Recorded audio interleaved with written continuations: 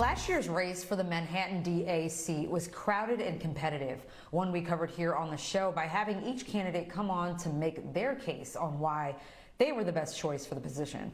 One of those candidates was Alvin Bragg, who went on to become Manhattan's first black DA to lead the influential office. He talked about his campaign pledge to balance public safety with fairness for everyone, and he's making good on that promise just days after taking office. In a new memo released, Bragg laid out new policies for his office. It included new guidelines for bail, pleas, and sentencing. It also says the office won't prosecute certain offenses like misdemeanor weed charges, skipping train fares, and other low-level crimes. Bragg says these changes will not only promote public safety, but free up prosecutorial resources to focus on more serious crimes while reducing the footprint of mass incarceration. Back with me to talk about the new DA and his approach on these issues is attorney CK Hoffler. CK, of course, where there's progress, there's also criticism. Here's what Bragg posted on Twitter defending his new policy. Quote, if you use a gun to rob a store or any armed robbery, you will be prosecuted. If you punch a police officer, you will be prosecuted.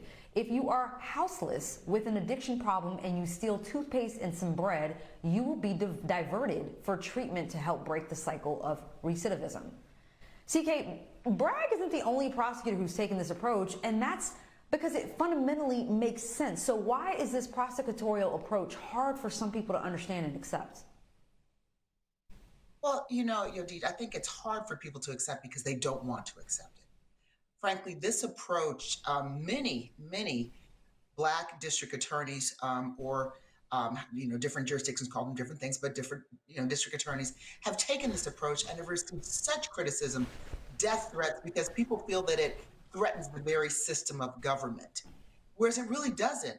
It really is the best way to utilize the resources that prosecutors have at their disposal, as opposed to going after some of the major crimes where they really could have an impact with those resources, spending time on other crimes when there are other avenues to help and to counter recidivism, I think is better used or better utilized the way that he's utilizing it. I think I applaud from him for the courage, but he is getting a lot of criticism. It's not new, but it's new for that position. And I think that's why he's getting criticism. Let's face it, first African-American male in that position. And so a lot of people are watching him and thinking he's just going to, completely revolutionize the office. Whereas what he's doing, others have tried before, but I think he's going to be successful. And I think he should be applauded for his courage because it is the right thing to do, in my impression. The Detectives Endowment Association, who represents thousands of NYPD officers, of course, had something to say about these new policies. They say, quote, Bragg has made himself the police, the judge, and the jury, and that this decision will undermine the ability of police to make arrests that reduce crime. CK, the irony in that statement is that some would argue that some officers act as judge, jury, and executioner, and data would also show even with million-dollar budgets, police still can't keep violent crime down. Your take, please. Well, I mean, all we have to do is look at what's happening in the country with excessive use of force and police brutality. I mean, I do understand when people say that some officers are judge, jury, and executioner, especially when it comes to Black and brown communities. So here you have an attempt by a prosecutor in his office to really allocate the resources appropriately, save them for those violent crimes, those heinous crimes, which sometimes are not well prosecuted. And so I don't think that it is fair for them to take that position, but I certainly understand it because they are being attacked too. And so this is their defense. But quite frankly, we've got to look at the numbers and the statistics of police brutality, excessive use of force in Black and brown communities. And I think I applaud this DA for focusing narrowly on what he needs to focus on in these communities and in the community that he serves.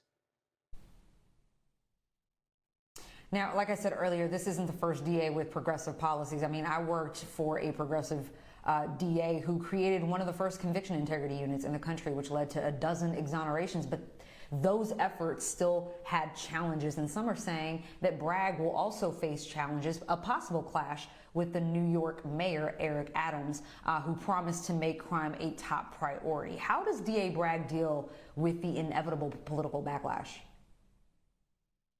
I think really he has to stick to his guns. I mean, he's been elected to do something. He ran on a platform, and he's going to do everything in his power to do that. There is going to be some backlash. There is going to be a clash. That's the nature of politics. But I think in his position, in his role, he's got to focus on what he was elected to do. Now, the mayor has a much broader scope. I think you can have both. It's not, you wouldn't necessarily be allowing criminals to just go rampant. It's just that you are focusing narrowly on the biggest issues, and there are other ways of addressing some of the petty crimes. So I think that you can accomplish both, but there's got to be more synergy, collaboration between the two offices. CK, what about this, you know, Bragg is a black man in a very powerful position. And we know that black people in powerful positions invite more scrutiny. How does he navigate that scrutiny and still do his job effectively? I think communication is going to be key. You know, when we are in these positions, we have to make sure we communicate to the public. We have to make sure that we utilize all of the resources that we have, community activists, and bridge the gap between our offices that a lot of times people don't even want to see, don't want to hear, don't want to communicate with, and community leaders. That's going to be critically important for him to explain his policies, and people will embrace his policies. You know, there are other cities that we can look at throughout this country where there have been very, very progressive prosecutors as well, and they have reached out and touched the community so that the community would embrace their policies and their actions. He's going to have to do that.